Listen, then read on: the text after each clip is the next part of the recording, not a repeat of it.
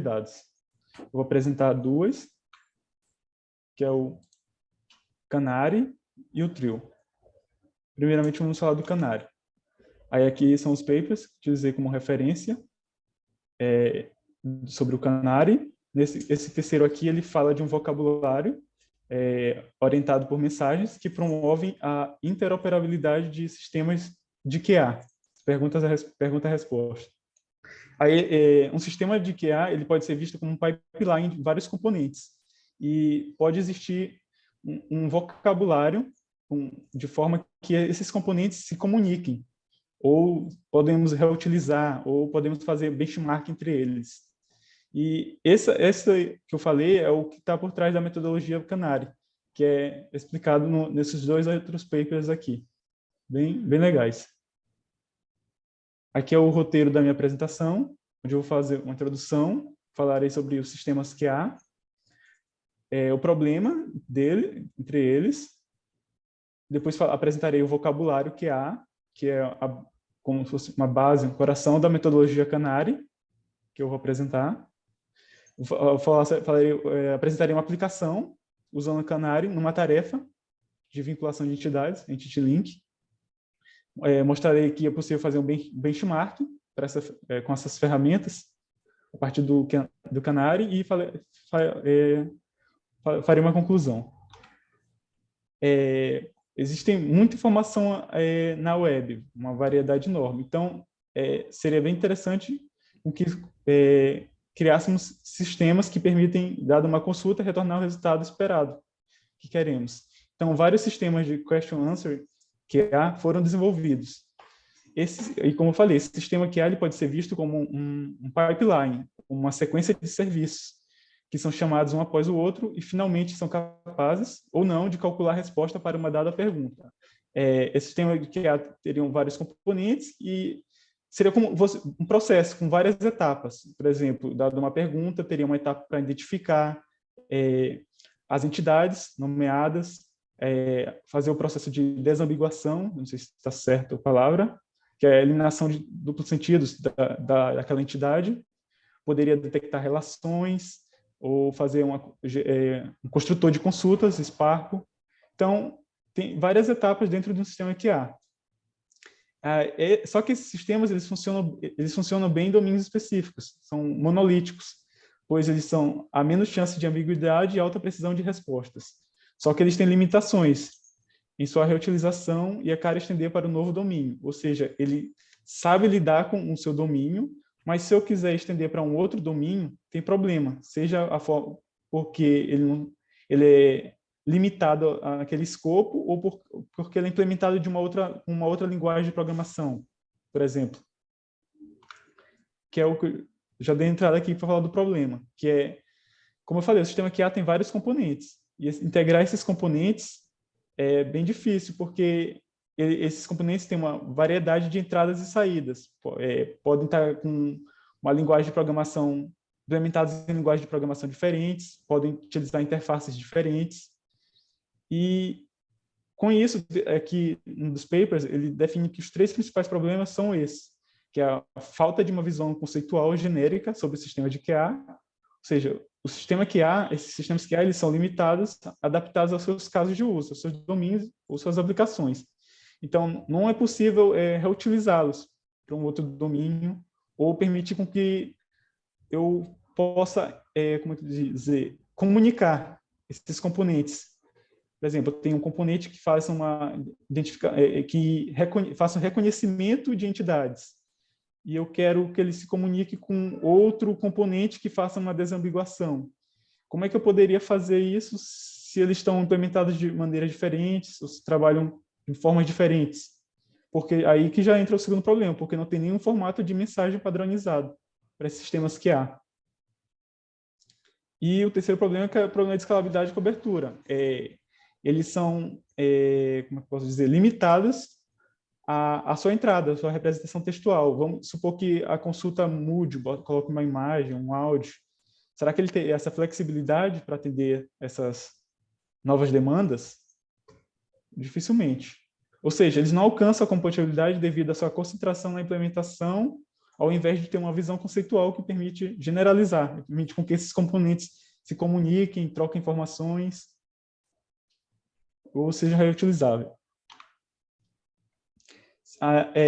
Se existisse, então, como não tem nenhum formato de mensagem, se existisse uma forma de com que eles se comuniquem a partir de mensagens, seria bem interessante. Permitiria com que os sistemas de QA tornassem mais eficientes e resolveria esses problemas de incompatibilidade, que é justamente, eu vou apresentar esse vocabulário. Um dos papers é o vocabulário QA. Esse vocabulário QA, ele é um modelo de dados de anotação web que permite com que a gente, semelhante àquelas estruturas RDF, que permite com que eu defina abstrações para minha consulta de entrada, para minha resposta, informando qual é o tipo de resposta esperada, e o meu conjunto de dados, assim como todas as suas propriedades. Esse modelo de dados ele tem como características, ele é extensível e tem proveniência, que permite com que a gente diga de onde veio aquela informação, a fonte. Com essas características, eu consigo permitir com que os componentes do meu sistema QA possam se comunicar. Já estou dando um spoiler de como funciona essa metodologia que eu vou apresentar, o Canary. Aqui é a estrutura básica dela, desse modelo de dados. Ele aqui descreve tem um identificador, o nome ano, que é do tipo annotation, da classe annotation, e ele tem essa estrutura básica, um target e um body. Target é o alvo e o body é a descrição do meu target. Basicamente, essa é a estrutura dele. Aí, para ilustrar esse vocabulário, tem uma pergunta. Onde foi fundada a União Europeia? Como eu posso pegar essa pergunta, essa entrada, e defino 3 propriedades, 3 instâncias aqui, que é para eu pegar a minha entrada, minha resposta e o meu dataset. Aí aqui eles identificaram com o URI question, uma instância do tipo question, para pegar a pergunta, a entrada, o URI answer, do tipo answer, para pegar a resposta, e esse aqui para o dataset. Então, ele é extensível, nós podemos criar novas anotações, e para essa entrada aqui foi criado o annotation of question, para pegar a anotação da pergunta, da consulta de entrada, que tem como alvo o question, a minha entrada. Dessa forma aqui eu posso criar também, foi feito de maneira análoga no paper, para essas anotações aqui, para a resposta e para o dataset, criação dessas classes. Com isso eu posso, a partir da minha entrada, definir a seguinte estrutura. Uma para anotar as perguntas e a resposta, onde eu identifico por ano 1, do tipo annotation question, que tem como o target a minha consulta de entrada, e como body, que vai descrever esse target, a minha resposta, e a outra que é descrever o meu dataset, a relação entre o dataset e a conjunto de entradas, onde eu identifico por ano 2, e do tipo annotation of question, que tem como alvo uma pergunta, e o body e o dataset. Correto. Aí, a partir da pergunta, onde foi fundada a União Europeia, eu posso capturar recursos específicos. Esse vocabulário tem suporte a partir dos seus seletores, com a classe Specific Resource e o Text Position Selector, onde eu posso capturar alguma informação dentro da minha entrada. E como é que eu poderia especificar isso no vocabulário QA? Eu defino uma instância, SP-Target1, do tipo recurso específico, que tem como uma fonte a minha pergunta, que é justamente a minha consulta de entrada. E eu quero pegar a informação específica do meu conjunto de entrada a partir do selector, da propriedade reselector, que tem essas seguintes propriedades, o start e o end, que ele, dada a minha cadeia de caracteres, meu string, eu coloco aqui, defino onde que está o meu recurso, a partir dos seletores, propriedade start e end, ou seja, a União Europeia, dentro dessa string, está localizado, começa na posição 13 da minha string e termina na posição 27. E com isso eu posso capturar as informações. E ele não, aqui nesse exemplo aqui, como está com texto, com palavras-chave, eu posso também fazer para outras informações, outras entradas, como imagens, áudios, já que esse modelo de dados ele introduz outros tipos de seletores para posição de dados, para fluxo de bytes e para área de imagens. Eu também posso especificar o domínio e o agente responsável para criar a anotação e a propriedade. Por exemplo, como é que eu sei que a União Europeia se trata do bloco econômico? Quem vai cuidar disso? Aí eu posso utilizar, definir, descrever, criar uma anotação para isso. União Europeia é anotado por essa ferramenta, DBpedia Spotlight, com uma confiança de 0,9, que é o grau de confiança que a União Europeia faz parte do bloco econômico. Aí aqui eu descrevi, o paper descreveu, identificando como ano 3, do tipo annotation, que tem como alvo o meu target 1, esse aqui, que é o meu recurso específico, e dou uma semântica para esse meu recurso específico, que vai descrever o resbody. Essa semântica se refere à União Europeia, e ela tem anotada pelo DBpedia Spotlight e tem uma propriedade que é o score, que é onde define o grau de confiança, dizendo que esse grau de confiança é do tipo decimal. Também eu posso fazer a anotação da resposta esperada, que vimos foi a anotação da pergunta. Aí esse é definido uma anotação para o formato de resposta. Suponhamos que a resposta esperada seja uma string. Então, eu posso definir com um identificador ano4, que tem como alvo minha consulta de entrada e como body o formato da resposta, que é do tipo string. E também posso fazer uma anotação para o conjunto de dados, como a resposta vai ser capturada no dataset. Crio uma identificação. Aqui também é criada uma outra classe, do tipo annotation do endpoint, que é justamente como eu vou pegar o meu resultado dentro do meu dataset. Se for uma consulta Sparkle, por exemplo, aí eu posso definir como vai ser essa consulta. Aí, como tem o alvo o meu dataset, e o corpo como é que eu vou pegar se é um endpoint do meu consulta Sparkle. Aí eu defino qual é o formato. E também posso especificar onde vai ser o dataset que vai ser utilizado. No caso aqui foi o DBpedia, versão 2015. E além também eu posso criar rótulos para relacionar outras anotações, a partir de criando uma nova anotação. Eu tenho duas anotações já criadas, o x e y, quero fazer uma relação entre elas.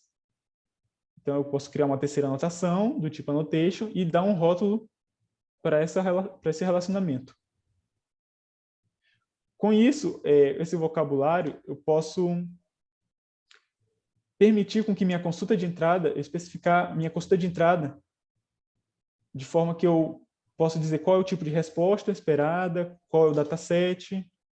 E esse vocabulário pode ser utilizado para permitir a comunicação entre os componentes de um sistema QA, que é justamente que é onde eu vou entrar aqui, que é a metodologia Canary, que é uma metodologia para desenvolvimento de sistemas QA, orientado por mensagem, que essa mensagem é o vocabulário QA, para descrever a questão e os conceitos relacionados. Então, as propriedades da minha consulta de entrada são anotadas e pode se tornar disponíveis para os componentes do pipeline do sistema QA. Cada componente do sistema QA usará a mensagem para recuperar e codificar seu conhecimento sobre a pergunta da mensagem. Ou seja, eu não sei como aquele sistema QA, quais interfaces aquele sistema QA tem, trabalha, como é que ele está implementado. Eu só sei que, com a partir do vocabulário QA, aquele componente vai fazer o trabalho dele e não importa a resposta que ele utilizar, essa resposta vai estar naquele formato desse vocabulário. E com essa forma de mensagem eu posso trocar, permitir com que os componentes se comuniquem e reutilizá-los, de forma que eu consiga generalizar um sistema QA, de forma que ele fique orientado por mensagens. E aqui tem uma arquitetura, aqui tem uma arquitetura de um exemplo de um sistema QA. Aí eu tenho aqui meus componentes, aqui tem o DBpedia Spotlight para fazer o identificador de entidades e a desambiguação. Aqui o PET Service para fazer a detecção de relações da minha consulta de entradas, e o Sina para fazer a construção de consultas.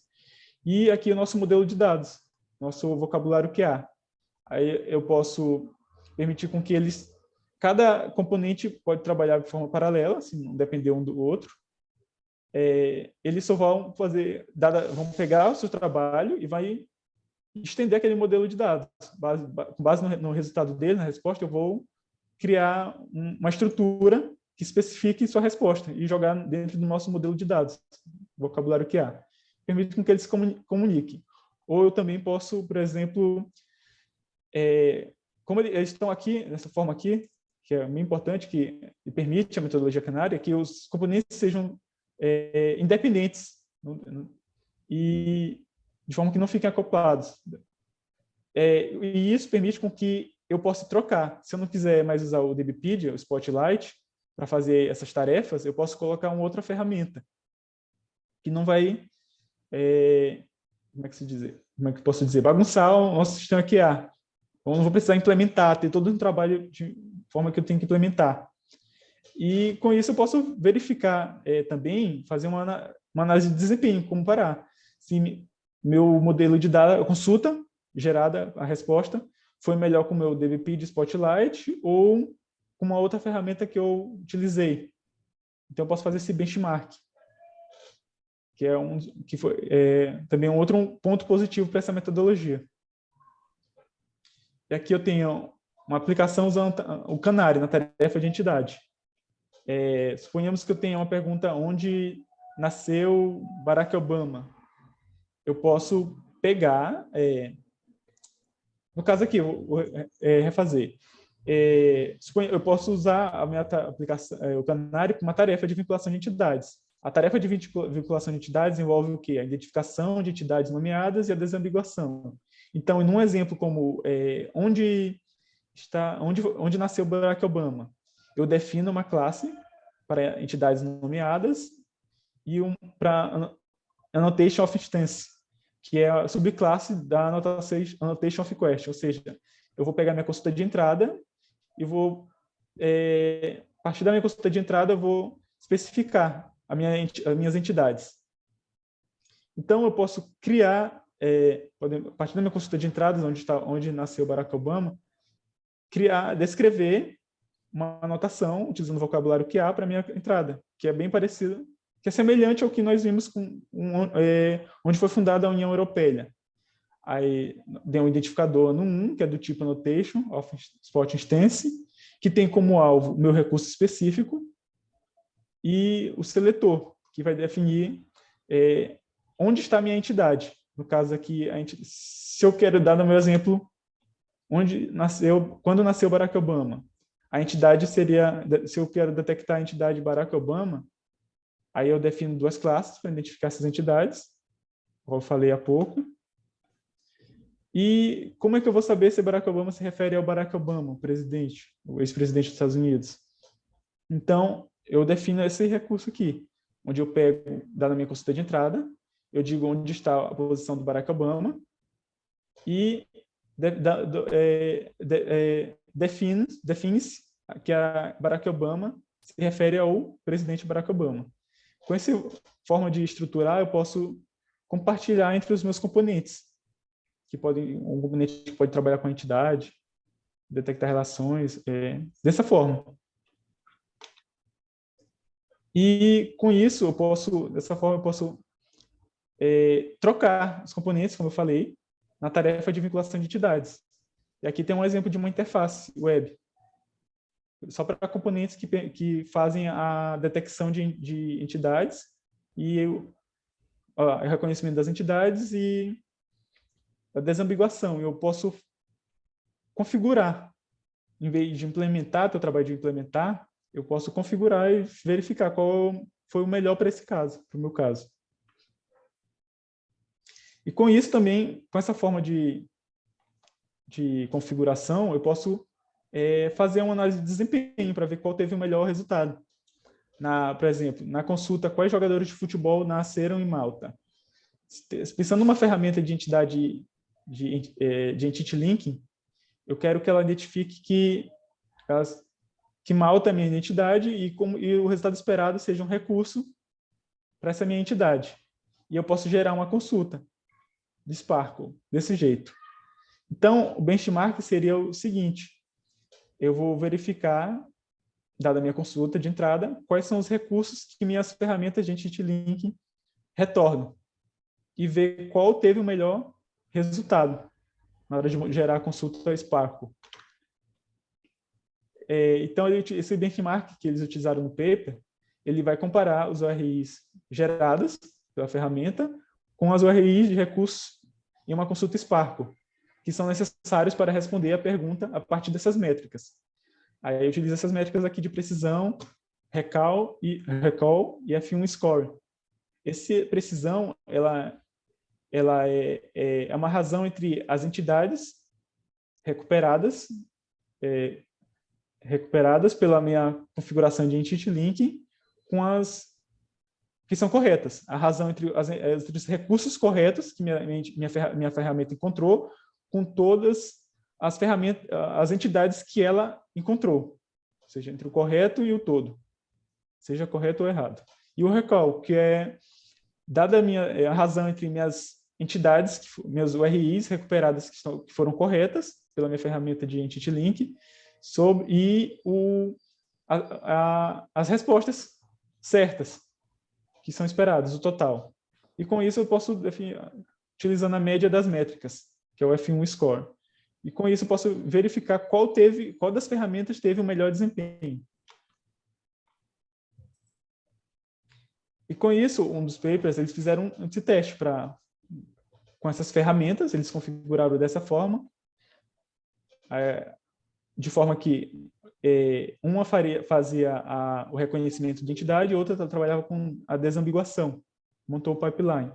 Nesse conjunto de treino que fizeram, tinham 350 questões com 350 entidades. E dessas 350 entidades, teve esses resultados. A gente pode destacar aqui 3. O Lucene Linker, que faz tanto o reconhecimento da entidade quanto a desambiguação, das 350, ele encontrou 272 entidades. Entretanto, ele teve um recall bem alto, mas a precisão bem baixa. Por quê? Porque ele não acertou nenhum das entidades que foram identificadas. Já o Alchemy teve uma precisão bem alta, mas um recall bem baixo. Por quê? Ele acertou bastante das entidades que ele reconheceu, só que das 350 ele encontrou só 143 entidades, que foram bem menos da metade. E o melhor foi o DBP de Spotlight, que é a ferramenta que tem tanto o identificador de reconhecimento quanto o processo a parte de desambiguação. E teve um F-score mais alto. É claro que não podemos concluir, pelo paper eles disseram que não poderiam concluir que o DBP de Spotlight é o melhor, porque depende do meu conjunto de dados, da minha pergunta de entrada, mas nesse caso o DBP de Spotlight foi melhor. E esse procedimento de análise de desempenho para Entity Link pode ser generalizado e aplicado para outros subprocessos de um pipeline de QA, como detecção de relacionamentos, tipo de respostas e outros. Construções de consultas. Então, a partir conclui-se que a metodologia Canary permite integrar esses componentes dependentes e distribuídos, mesmo que eles sejam implementados em diferentes linguagens de forma de programação, de forma francamente acoplada, a partir desse vocabulário QA, lembrando, acho que eu não falei, que o nome Canary vem a partir do vocabulário QA. E esses componentes podem trocar mensagem entre eles, gerando a possibilidade de comparar as ferramentas existentes e integrar novas ferramentas. E com o Canary, a partir do Canary que permite fazer integração, troca de mensagem, o professor passou um outro artigo que é para falar do trio.